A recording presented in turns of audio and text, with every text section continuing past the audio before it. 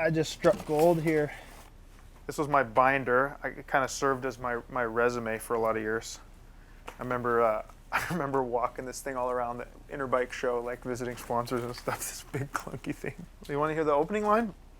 Mountain biking is a sport which allows you to express yourself with your own style, and one that I have come to love and work hard at.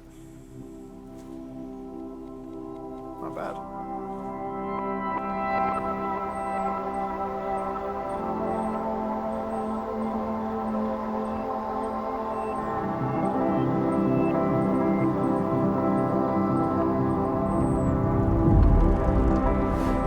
I think a lot of people think of extreme athletes as being a little wild and a little crazy, and Thomas was never that. I think he had the carefulness and the desire to make a career out of it. I mean, we talked about it a lot when he graduated from high school because I really wanted him to go to university. And he said, 4 years out of this and there won't be anything to come back to.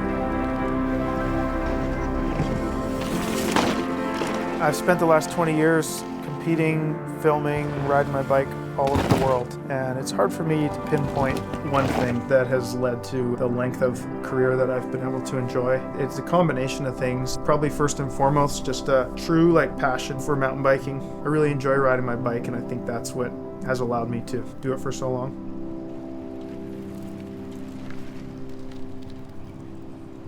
Having kids, having a family, inevitably changes, I think, your perspective on life, and also for me, my perspective on my chosen profession. It's, it's the cliche, I guess, but your priorities just completely change. It's not all about you anymore. I don't know if it was exactly calculated, but I think it was the last year I rode Rampage was the year before my daughter was born. I think I've just become less selfish about my own time. My time isn't just mine anymore.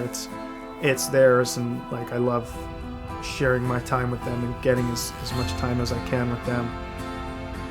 It's just a great joy to me to see him with his family. And he definitely tries to be part of his family despite his sort of erratic schedule.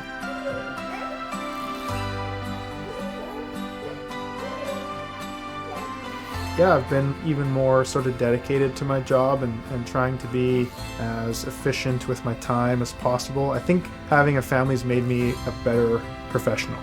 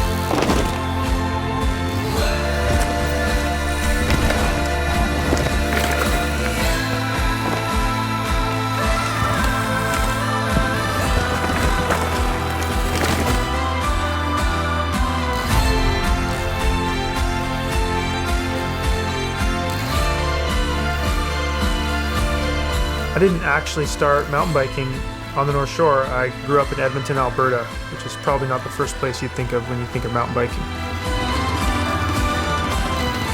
As a kid, I just had a blast exploring the river valley, riding around my neighborhood, around the streets. I didn't know anything else, and I was perfectly content.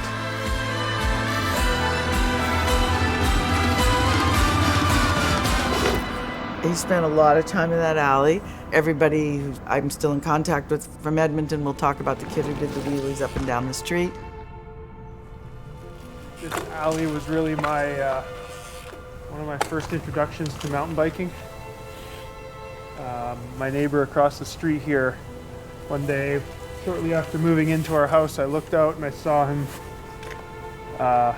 wheelie all the way up this alley, and I was just basically mesmerized and decided that I had to learn how to do that.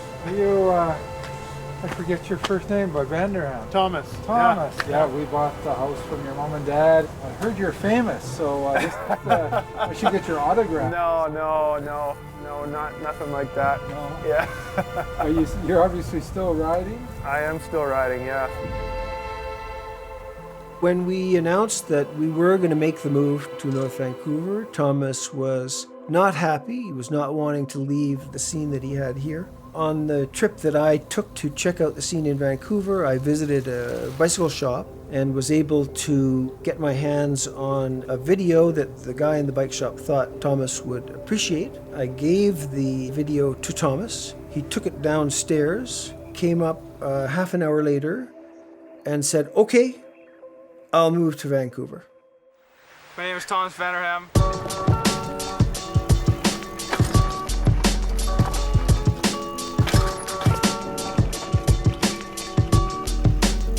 I didn't know really that I was truly moving into the heart of the freeride scene at that time. And in retrospect, 1998 was a very pivotal year for the North Shore. It was really becoming globally recognized for the riding that was happening there and the unique trails and stunts that were being built. And I was just transplanted right into the middle of it and quickly became embedded in the whole freeride movement. It was a really exciting time to be a young kid on the shore. I started working at the Cove Bike Shop, and Wade Simmons was also working there at that time. So I got to sort of rub shoulders with Wade a bit in the back and get to know him, and then, having the chance to start riding with him, be his teammate for so many years at Rocky, and really become good friends. This line's probably 20 years old. It never gets easier. It probably gets harder. It's quite a way to get the ride going, isn't it?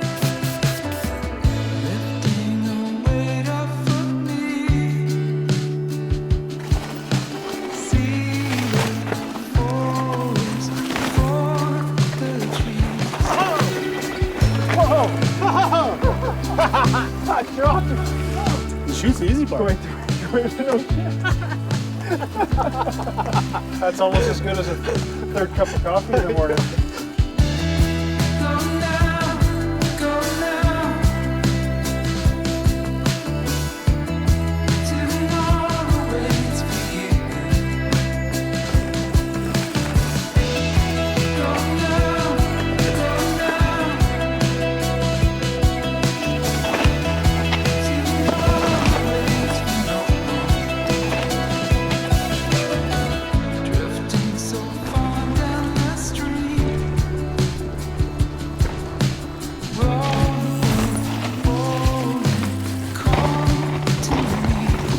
All about that one. That's the crux. This whole line equates to 6 inches here. Should we drop some more PSI? Basically gonna try and once again go as slow as possible.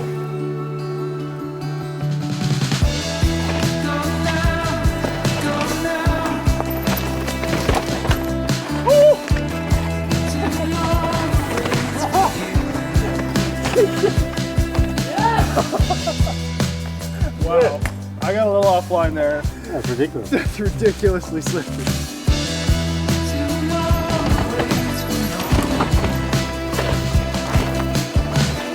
At this point, I've been working with Sterling for about 20 years. We've had the chance to travel the world together, and I think in some ways our careers have kind of paralleled one another. It's all blowing out the back there. If I'm being honest with myself, I never did my best riding in competitions. I always struggled with nerves. I always felt like I rode a bit tight. Filming is always kind of where my greatest passion was, and I really like working with a team on a common goal of documenting mountain biking in the best way possible. I love the creative element that you can bring to it and your own individual style. That was the environment that I felt most comfortable in and where I felt like I did my best riding.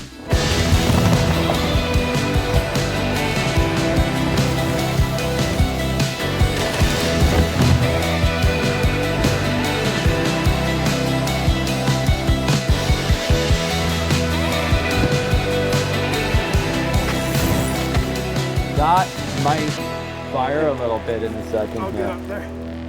Yeah, the recipe that we look for shooting photos and film, I mean, it doesn't get any better than today. Girl, you good for what?